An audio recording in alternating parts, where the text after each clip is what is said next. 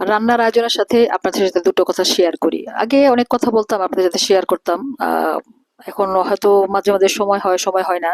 তো আজকে দুটো কথা বলি। দেখেন, জীবন চলার পথে চলতে চলতে আপনি কখন যে কার মায়ায় পড়বেন এটা আপনি কখনো বলতে পারবেন না। আসলে মায়া অনেক কঠিন জিনিস, মায়া অনেক খারাপ।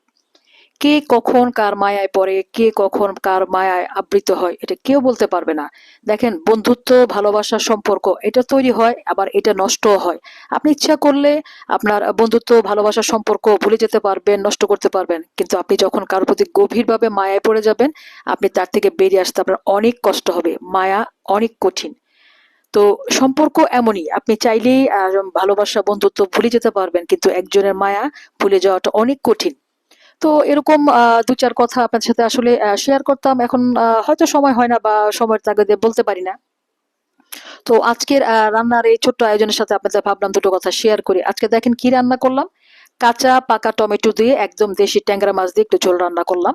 তো আমি এই যে বললাম মায়ের কথাটা, দেখেন আমি আপনাদের সামনে আমার ভিডিওগুলো আপলোড করি। আপনারা আমার ভিডিওগুলো কষ্ট করে দেখেন। এটাও কিন্তু এক প্রকার মায়া। দের প্রতি আমার মায়া আছে বলেই কিন্তু আমি এই ভিডিওগুলো আপনাদের সামনে প্রেজেন্ট করি। আপনারাও সেভাবেই ভালো থাকবেন। অনেক ভালো